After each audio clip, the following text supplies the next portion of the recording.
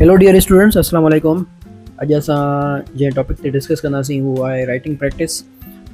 ही unit number 1 जो last topic आहे ऐं हिन में असां राइटिंग जी इम्पोर्टेंस ॾिसंदासीं ऐं राइटिंग जा स्टेप्स ॾिसंदासीं ऐं उन खां अलावा हिकिड़ो पैराग्राफ बि असां लिखण जी कोशिशि कंदासीं।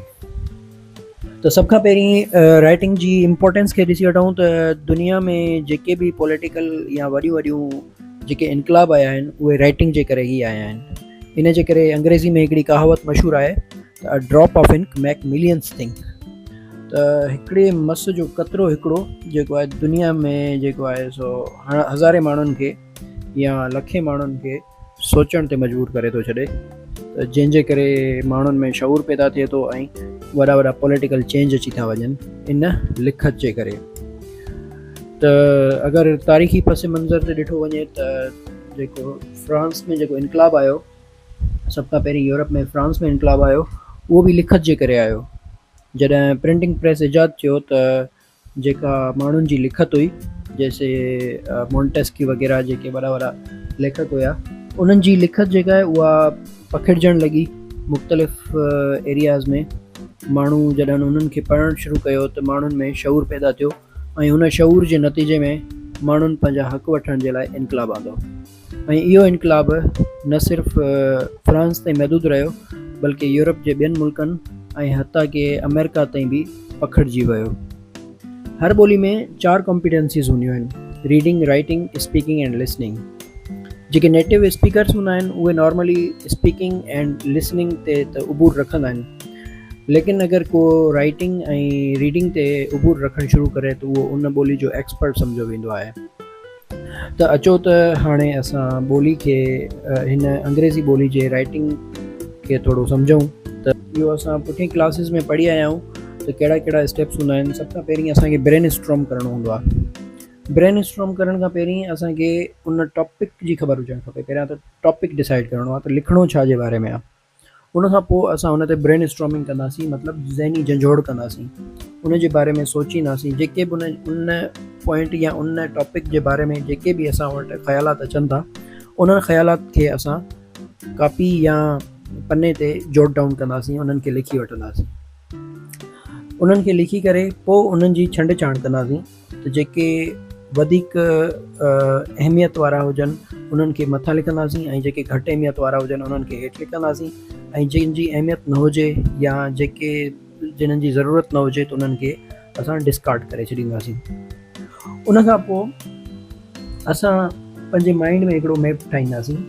मैप ठाहे करे पोइ उनखे उन में असां डिसाइड कंदासीं त उन पैराग्राफ जो फोकस छा हुजणु खपे।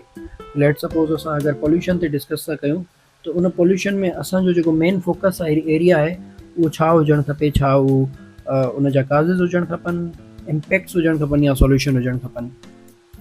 उन खां पोइ असां जेको आहे सो टॉपिक सेंटेंस डेवलप कंदासीं उन पैराग्राफ जो ऐं उन खां पोइ असां उहो पैराग्राफ लिखणु शुरू कंदासीं उन्हनि पॉइंटनि जे मुताबिक़। जॾहिं उहो कंप्लीट पैराग्राफ असां लिखी वेंदासीं त उन पैराग्राफ खे असां प्रूफ रीडिंग कंदासीं। प्रूफ रीडिंग जो मतिलबु आहे उन जो जाइज़ो वठंदासीं त उन में का ग्रामेटिकल एरर त न आहे या का लॉजिकल एरर त न आहे। अगरि उहे एरर आहिनि त उन्हनि एरर खे असां रिमूव करण जी कोशिशि कंदासीं ऐं उहे रिमूव करे पोइ असां हिकिड़ो फाइन पैराग्राफ तयारु कंदासीं।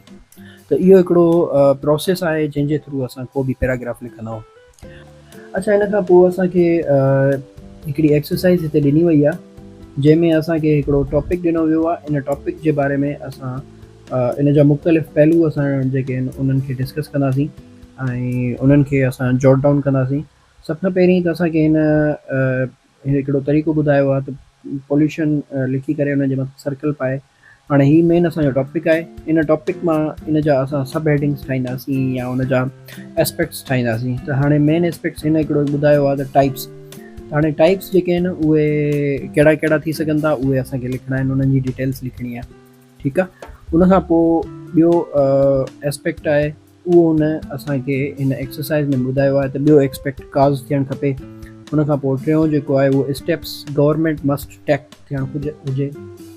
ठीकु आहे। माना कहिड़ा कहिड़ा जेके स्टेप्स आहिनि उहे गवर्नमेंट खणी सघे थी उन खां अलावा सिटीज़न उन बारे में कहिड़ा कहिड़ा स्टेप्स खणी सघनि था। ठीकु आहे, त इहे 4 तरह जा पहलू जेके आहिनि उहे इन पैराग्राफ में या इन टॉपिक में असांखे लिखणा आहिनि। हाणे असांजो टॉपिक आहे पॉल्यूशन। पॉल्यूशन असांजो टॉपिक आहे। इन टॉपिक में असांखे सभ खां पहिरीं जेको आहे उहो उन जूं टाइप्स डिसाइड करणियूं आहिनि। त कहिड़ियूं कहिड़ियूं उन जूं टाइप्स हूंदियूं आहिनि? त पॉल्यूशन जेका आहे उहा एयर पॉल्यूशन थी सघे थी, ॿी लैंड पॉल्यूशन थी सघे थी, ॿी वाटर पॉल्यूशन थी सघे थी, ऐं चौथी इन जी क़िस्म आहे नॉइज़ पॉल्यूशन। त इहे 4 तरह जूं पॉल्यूशन जा क़िस्म आहिनि। उन खां अलावा हाणे असांखे इन जा काज़िस डिसाइड करणा आहिनि। काज़िस छा हूंदा आहिनि? उन जा सबब ऐं माना उन जा कारण छाजे करे इहा पॉल्यूशन थींदी आहे। त काज़िस जेके आहिनि उहे कुझु डिसाइड करणा आहिनि असांखे। लेट सपोज़ हाणे असां अगरि सोचूं त पॉल्यूशन छाजे करे थींदी आहे? पॉल्यूशन फॉसिल फ्यूल्स जे बर्निंग जे करे थींदी आहे। मतिलबु कि जेके बि फॉसिल फ्यूल्स आहिनि, मतिलबु ऑयल थी वियो, पेट्रोल थी वियो, डीज़ल वग़ैरह जे ॿरण जे करे उन मां जेको गाॾियुनि मां जेको धुओं निकिरे थो उहो धुओं हवा में आलूदगी पैदा थो करे। त फॉसिल फ्यूल जी बर्निंग जे करे असांखे एयर पॉल्यूशन जो सामनो करणो थो पए।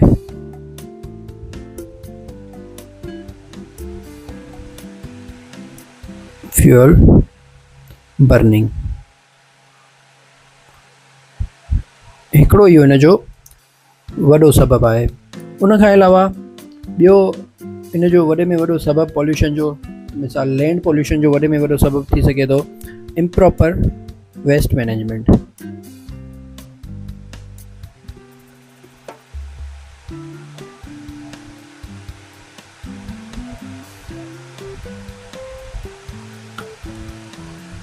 जॾहिं गंद किचिरो थींदो आहे त उन जी सही तरह उनखे मैनेज न कयो वेंदो आहे, जंहिंजे करे असांजे ज़मीन ते जेको आहे सो आलूदगी पैदा थींदी आहे। कचिरे जा ढेर जेके आहिनि उहे असांखे जॻह जॻह ते नज़र ईंदा आहिनि, त उन्हनि खे सही तरह सां उन्हनि खे मैनेज न कयो वेंदो आहे। उन खां अलावा जेके इंडस्ट्री मां जेको वेस्ट निकिरे थो, इंडस्ट्रियल वेस्ट,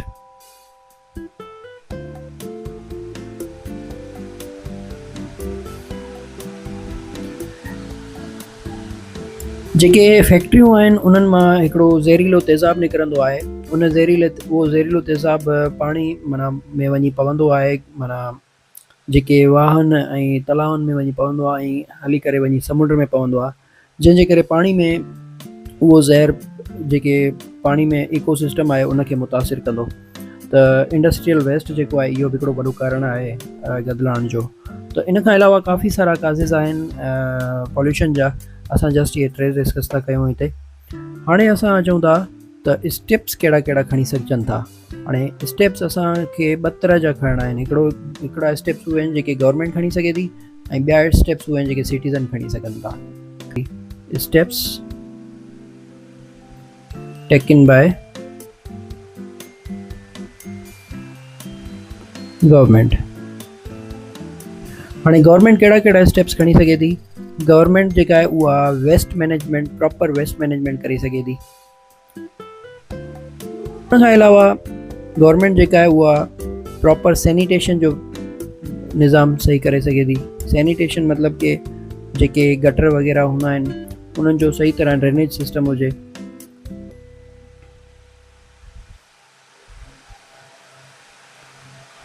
त उन सां बि गदलाइण जेका आहे उहा रुकिजी सघे थी। उन खां अलावा जेका वाटर पॉल्यूशन आहे उनखे रोकण जे लाइ असां जेका इंडस्ट्रियल वेस्ट आहे उनखे रिड्यूस करणु घुरिजे। त गवर्नमेंट जेका आहे उहा चेक्स एंड बैलेंसिस जो सिस्टम यूज़ करे, त जीअं इंडस्ट्रीज़ जेके आहिनि उहे वेस्ट वग़ैरह रिड्यूस कनि, त पोइ चेक्स एंड बैलेंसिस जो system.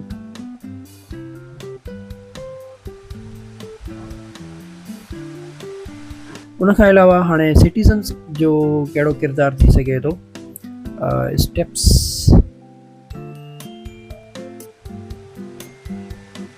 Taken by citizens.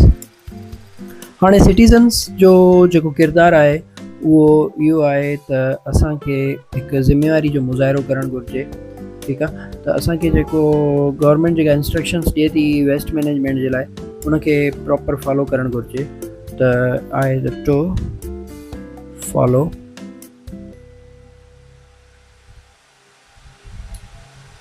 Rules, ठीकु आहे। उन खां अलावा हिकिड़ो ॿियो माना हिन जो हल आहे, उहो स्टेप इहो आहे जो 3 आवर्स।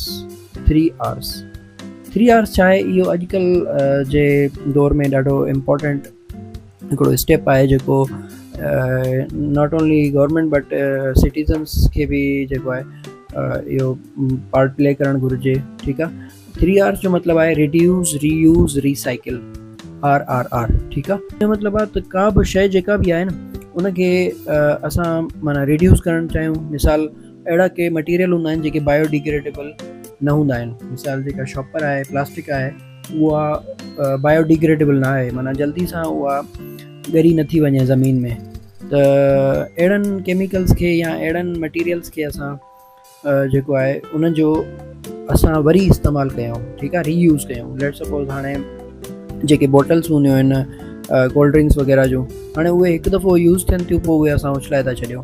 हाणे अगरि उन्हनि खे असां बजाए जो असां उछलाए छॾियूं त उन्हनि खे वरी कंहिं ॿिए कम में यूज़ कयूं। त हाणे इन सां इहो थींदो जो असांजी जेका कचिरे में अगरि इहे वञनि थियूं त बहितर इहो आहे असां उन्हनि मां का ॿी शइ ठाहियूं, को गुलदस्तो वग़ैरह ठाहियूं या का ॿी शइ हिनखे इन्हनि मां ठाहे करे असां इन्हनि खे यूज़ कयूं, ठीकु आहे। ऐं टीं शइ हूंदी आहे रिसाइकिल। रिसाइकिल जो मतिलबु आहे त जेका बि शइ ठही वई आहे हाणे उन्हनि खे वरी रिसाइकिल कयो। जीअं मिसाल हाणे जेको पेपर आहे उहो, जीअं मिसाल इन जो न्यूज़पेपर जो जेको पेपर हूंदो आहे उहो रिसाइकिल थींदो आहे। हिकु दफ़ो उहो न्यूज़पेपर ठही वई, वरी उहा न्यूज़पेपर साॻी असांखे रिटर्न करणी आहे, कंहिं माना प्रॉपर जॻह ते असांखे रखणी आहे, गॾु करे वरी उन्हनि खे असां सेल आउट बि करे सघूं था। पोइ उन खे असां वरी उहे जेके न्यूज़पेपर ठाहिण जूं जेके कंपनियूं आहिनि उहे वरी उनखे रिसाइकिल कंदियूं आहिनि, उन ई पने मां वरी ॿी न्यूज़पेपर नई ठाहे करे ॾींदा आहिनि। त तक़रीबन 6 दफ़ा न्यूज़पेपर रिसाइकिल थी सघे थी, हिकिड़ो ई पनो 6 दफ़ा रिसाइकिल थी सघे थो। त इन तरीक़े सां सिटीज़न्स जेके आहिनि उहे पंहिंजो पार्ट प्ले करे सघनि था। ऐं टियों जेकी ॻाल्हि आहे उहो इहो आहे जो असांखे जेके बि पब्लिक ट्रांसपोर्ट आहे उनजो इस्तेमालु करणु घुरिजे, मतिलबु कि बसिस वग़ैरह जो इस्तेमालु करणु घुरिजे। हाणे इहो छाजे लाइ, छाकाणि त अगरि हर इंडिविजुअल पंहिंजी ट्रांसपोर्ट यूज़ कंदो त जेतिरी ईअं ई घणी ट्रांसपोर्ट थी वेंदी, ठीकु आहे। त हर इंसान जॾहिं पंहिंजी अलॻि अलॻि ट्रांसपोर्ट यूज़ कंदो त पोइ ओतिरी फोसल फ्यूल बर्निंग जेका आहे या जेको गाॾियुनि जो जेको धुओं आहे तीअं ई वधंदो। हर गाॾी मां अलॻि अलॻि धुओं निकिरंदो त पोइ उहो धुओं जेको आहे उहो हवा में आलूदगी पैदा कंदो। त बहितर इहो आहे जो अगरि 10 माण्हू अलॻि अलॻि पंहिंजूं गाॾियूं काइनि था त उनखां बहितर आहे त को पब्लिक ट्रांसपोर्ट यूज़ कनि। 10 ई ॼणा हिकिड़ी बस में वेहनि त हिकिड़ी बस जो धुओं 10 गाॾियुनि जे धुएं खां बहितर आहे। त मोस्टली हाणे बसिस जेके आहिनि उहे इलेक्ट्रिकल बि अची वियूं आहिनि, त असांखे कोशिशि करणु घुरिजे त असांखे इलेक्ट्रिकल बसिस में सफ़र करणु घुरिजे।